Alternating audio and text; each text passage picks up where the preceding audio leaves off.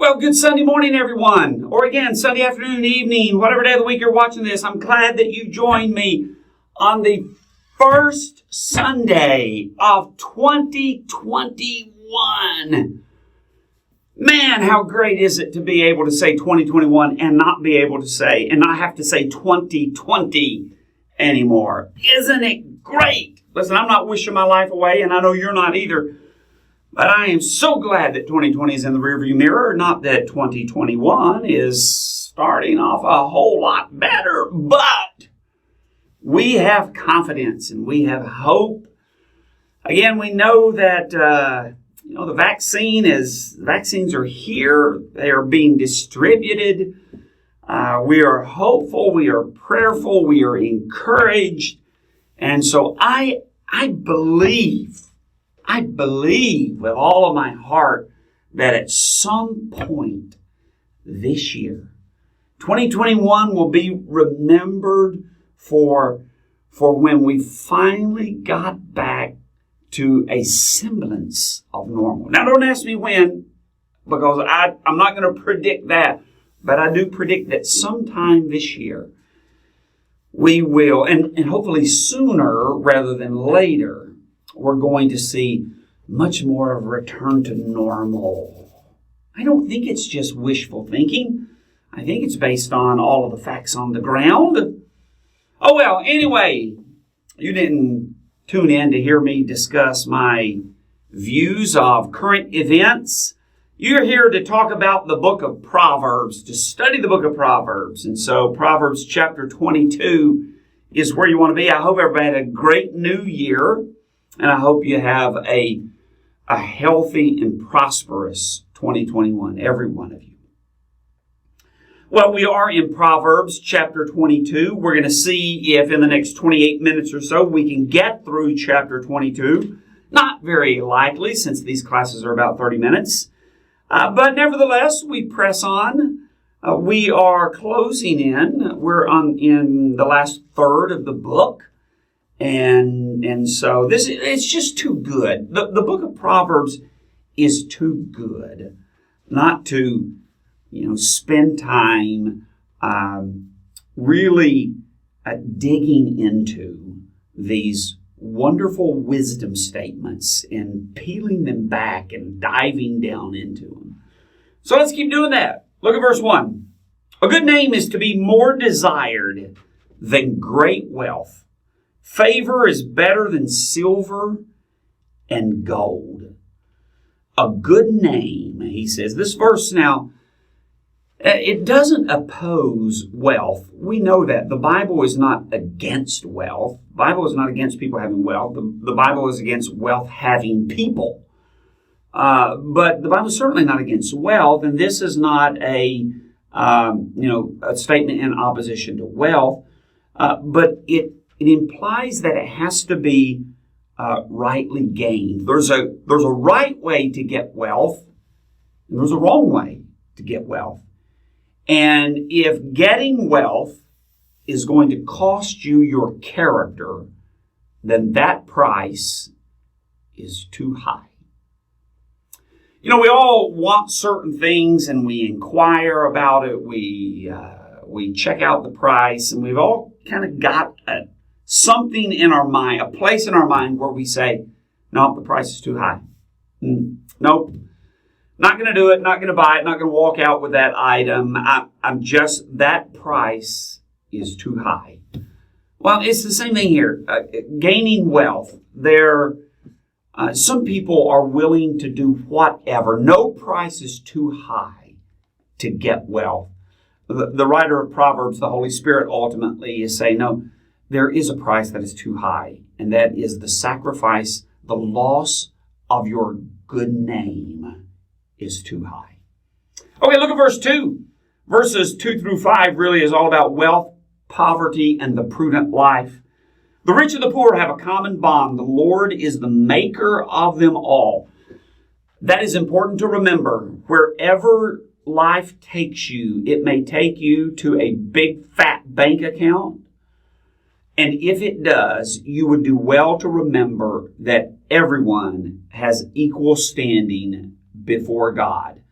that everyone is made out of, and you've heard me say this before, everyone is made out of the same grade of dirt.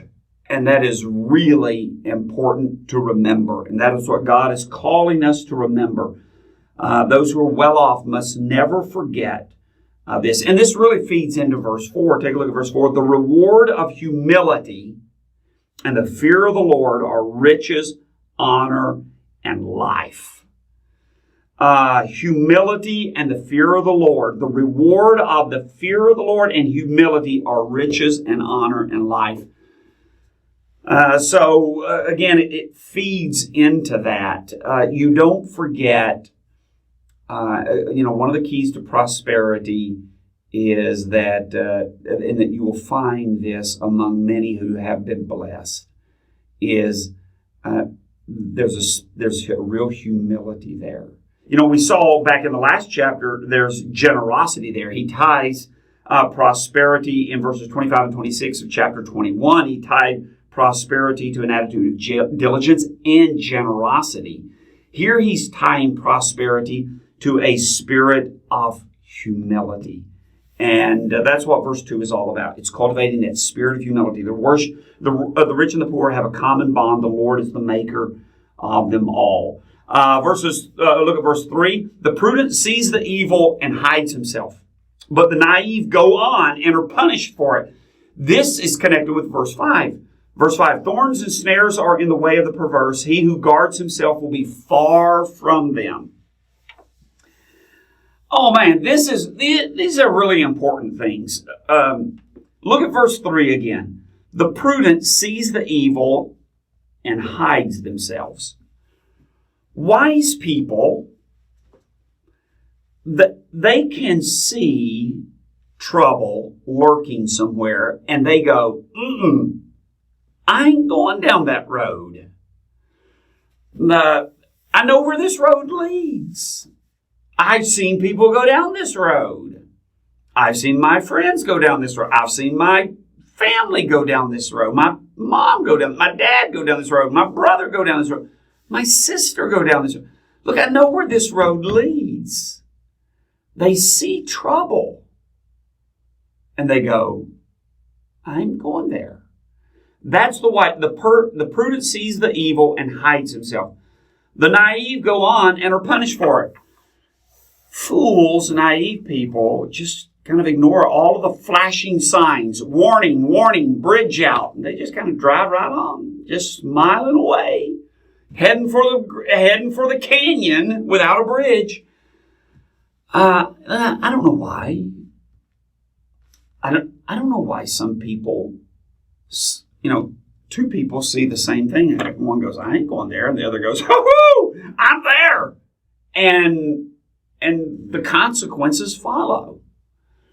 I don't know how to explain it except some people are wise and some people are foolish. Listen, be wise. Stay out of places that you shouldn't be.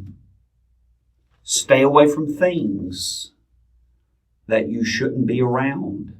Stay away from people that you shouldn't be around. Use good judgment. See trouble and just don't go there. Or you'll be a fool. And that's the same thing verse 5 saying. Thorns and snares are in the way of the perverse. He who guards himself will be far from them. You go, yeah, I'm not walking that. There's a snare. I don't think I'm going to put my foot in it. And the fool goes, yeah, that looks fun, and puts his foot right in it. So be wise. Be wise. Be humble and be wise. And again, that's what verse 4 is all about. We linked that to verse 2, that all good things of life proceed from humility before God. Okay, look at verse 6. As we start here, verses 6 through 16, some various Proverbs. We come to verse 6, which is one of the most well-known Proverbs and one of the most misunderstood Proverbs in the entire book of Proverbs. Listen, if there is any proverb that almost everyone can quote, It's this one. Verse 6. Train up a child in the way he should go. Sound familiar? Of course it sounds familiar. We all know that proverb. And this proverb is not only probably the most well-known. I would argue that it's the most well-known in the book of Proverbs. But it's probably one of the most misunderstood in the book of Proverbs. This proverb has haunted so many parents whose adult children have gone astray spiritually. It's haunted them. And they go, well, what did I do? Where did I go wrong? What did I do to cause this? Well, we know the answer from the fuller context of Scripture, and that is maybe nothing. You can be a faithful parent, and your child can grow up and can rebel against everything that you taught them and you modeled for them. And so, this has been a misunderstood. What is it? Is this saying if you raise your kids right, they're going to be always just right? They're going to be exactly what you trained them to be. Is that what it's saying? No. So, first of all, it's not saying that. Even if it were saying that, which it's not, but even if it were, it's still a proverb. It's not an ironclad guarantee. Remember, these are proverbs, but it's not saying that. So what is it saying? Train up a child in the way he should go. The idea in the way he should go is not talking about the right moral course, the right ethical course, the right course. It's not about that so much. The way that he should go really means in a manner befitting a child. In a manner befitting. In other words, you use, as you're training your child, you're going to be using concepts. You're going to be using images. You're going to be using words that they can understand.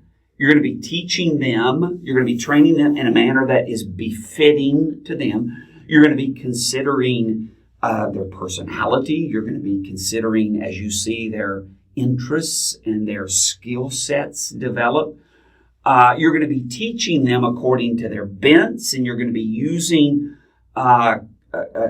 techniques and concepts and words that are befitting to a child.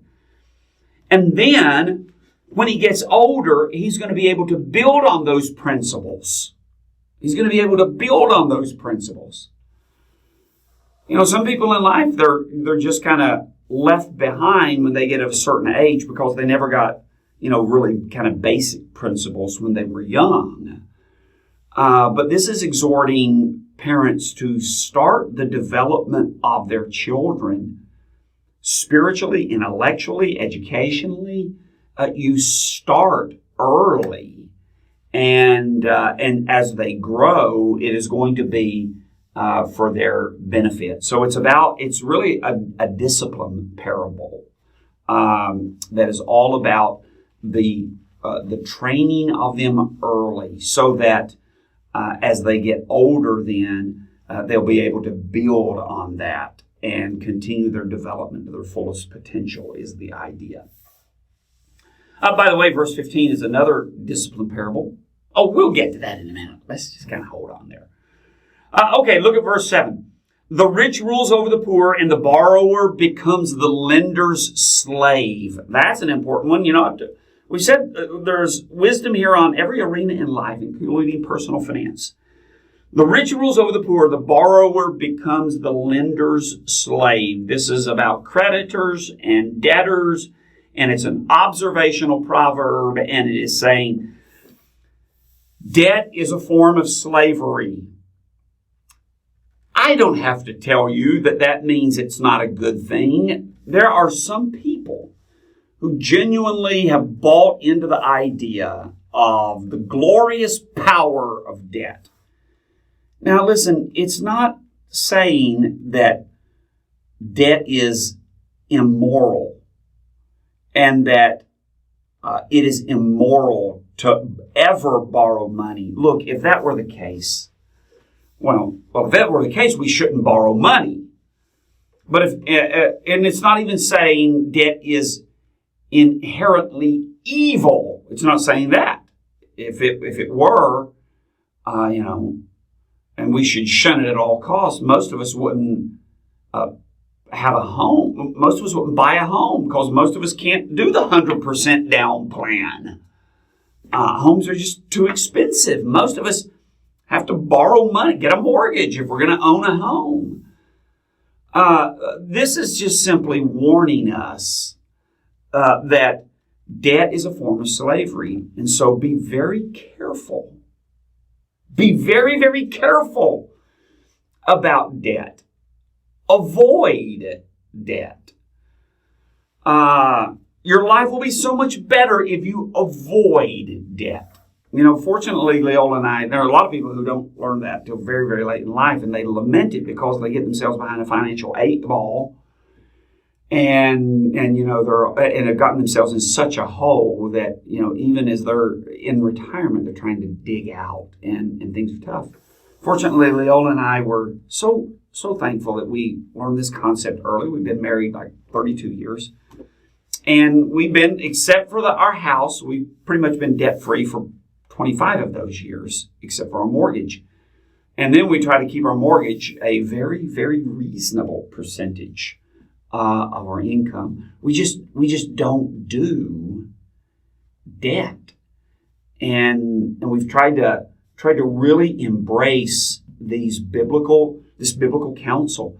And it has been such a blessing to us because of that. We're not worried. We're not chewing our fingernails because everything that we get is going out to someone else and hoping, that, all the plates that are spinning in life keep spinning and none of them fall off. We don't go through life that way. And we try to embrace all of these principles, principles like this, avoid debt, and principles like we saw in the last chapter 21, verse 20, there's precious treasure and oil in the dwelling of the wise, but a foolish man spends all that he gets or swallows it all up. Counsel to live on less than you make. Counsel not to spend everything, to save money, because bad times come and emergencies happen and things break and unexpected things arise. And then this, one of the ways that you can save money is by understanding that debt is a form of slavery and try to avoid it. So it's not inherently wrong, but this is a warning that it can be terribly destructive to you. Okay, look at verse 8. This is about reaping what you sow. He who sows iniquity will reap vanity, and the rod of his fury will perish. But look at verse 9. These two are kind of in conjunction with each other, of course. He who is generous will be blessed, for he gives some of his food to the poor. So, the crop of the wicked, the crop that the wicked sows is oppression. He who sows iniquity, then there's going to be consequences for that. The crop that the righteous sows is generosity. We saw back in chapter 21 and verse 26 that prosperity is linked to generosity. The righteous gives and does not hold back. Here he says, he who is generous will be blessed, for he gives some of his food to the poor. So sowing and reaping, what does the righteous person sow? He sows a crop of generosity. What does the wicked person sow? He sows oppression. He's selfish. He holds things tight with a closed fist. Okay, look at verses 10 through 14. This is all about words. Words and what comes of words. So let's take a look. Let's start it this way. Basically, what he's going to tell us is that words betray our character. And there are 5 character types and 5 ways of speaking. Oh, this should be interesting. It is. It is. Look at verse 10. Drive out the scoffer, and contention will go out. Even strife and dishonor will cease. Drive out the scoffer. This is the mocker. This is the quarrelsome person. We've seen the word scoffer so many times. I keep telling you that is a quarrelsome, argumentative person. Quarrelsome, argumentative people destroy peace. They destroy peace in homes. They destroy peace in the workplace. They destroy peace in the church. Quarrelsome and argumentative people. Drive out the scoffer, and contention will go out. Even strife and dishonor will cease. Peace will return where quarrelsome people are gone. Okay, let's look at the second type of speech. So the first is the quarrelsome person. Verse 11, he who loves purity of heart and whose speech is gracious, the king is his friend. The pure of speech. This is not the quarrelsome person. This is the person who is pure. He uses words, he or she, they use words that bless people. The king will like him. He uses speech that bless people, and people are going to like being around people like this. Nobody's going to be like being around the quarrelsome person. That just stirs up all kinds of strife. But people are going to like being around you when you use speech to bless people. We've seen that before. This is the first time we've seen that. Okay, look at verse 12. The eyes of the Lord preserve knowledge, but he overthrows the words of the treacherous man. Okay, what's the treacherous man? This is the person who lies. Liars are going to be undone by God, and eventually they are going to be seen for what they are. Liars are going to ultimately be undone by God, and they will eventually be seen for what they are. Look at verse 12 again. The eyes of the Lord preserve knowledge. That's the truth.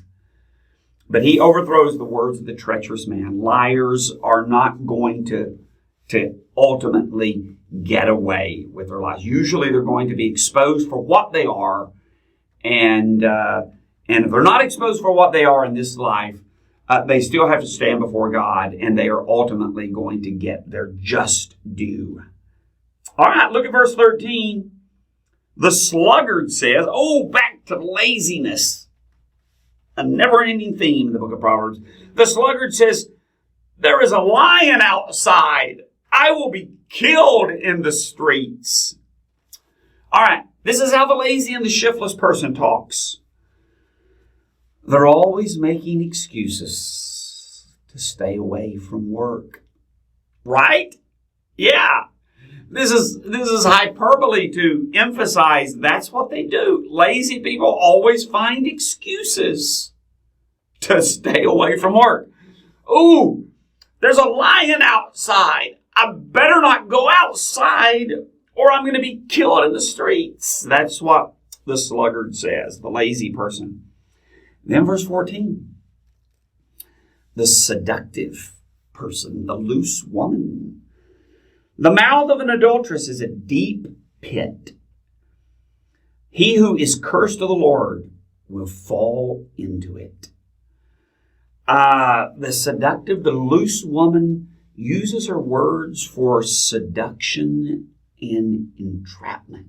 So we've got different people presented here and how they use their words. We have the quarrelsome person. We have the person who uses words to build people up and bless people. We have liars. We have lazy people. And we have seductive, loose people. And the consequences of their words. Okay, verse 15, take a look. Another discipline parable. Foolishness is bound up in the heart of a child. The rod of discipline will remove it far from him.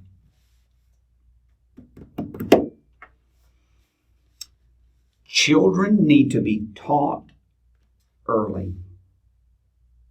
They need to be taught early.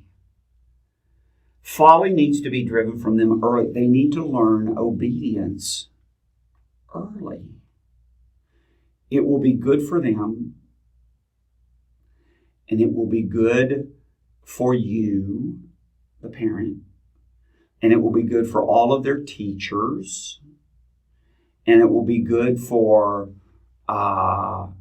everyone who they stand before in authority. It will be good for everyone. Training starts early. Okay, I'm going to meddle. No.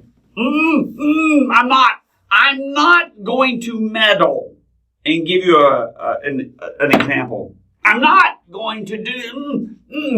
No. I'm thinking of last week's lesson.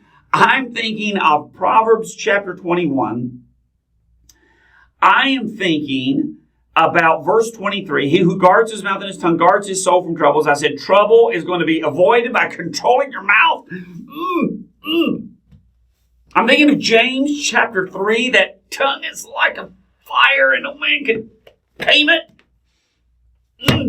I will just simply say, children need to be taught early. That's what it's saying. And they need to be taught early. The rod of discipline will teach them early. You know, there's going to be a lot more said about discipline. I mean, like chapter 23. We'll just flip over one chapter to chapter 23 and verse 13. Do not hold back discipline from the child, although you strike him with the rod. Oh my. Although you strike him with the rod, he will not die. Okay, listen, discipline is going to, what he's saying is, don't hold back discipline from a child. Discipline is going to help prevent a future disaster for your children. Now, it won't guarantee it. You may discipline like, you may wear out the rod of discipline. And some. It's like, they just don't get it. They're like that person that we looked at earlier, the naive who, the prudent sees evil and they stay away from it. And then the naive they go like walking right into it. But for most, don't hold back. Discipline is going to help prevent future disaster from your children. Strike him with the rod, he will not die. Listen, that's not brutalizing. I don't care what the Harvard PhD says. I don't care. I don't care what that blog says. I don't care what that bestseller on parenting has said to you. I don't care. Because this is God here. And I don't care where your expert got his degree or her degree. I don't care. I don't care how many followers they have. I don't care. I don't care how many volumes they've sold. I don't care. This is God. There is such a thing as brutalizing and abuse. Yes. But there is such a thing as the appropriate application of capital punishment. God wrote the book, and if you will believe him and appropriately practice it, you are going to help prevent a future disaster for your children. A future disaster. Again, it's not going to guarantee anything. These are Proverbs. I know some kids who just, there wasn't hardly any discipline in their home, and yet they turned out to be very well disciplined kids. They have self-discipline. Then there's others who, man, I'm telling you, the parents were right there from the earliest days trying to discipline and shape, and these are Proverbs. But embrace this. Okay, one more verse. How about it? Verse 16. He who oppresses the poor, we're back to chapter 22. He who oppresses the poor to make more for himself, or who gives to the rich, will only come to poverty. This is one of those verses that's really hard, Hebrew scholars say, to translate.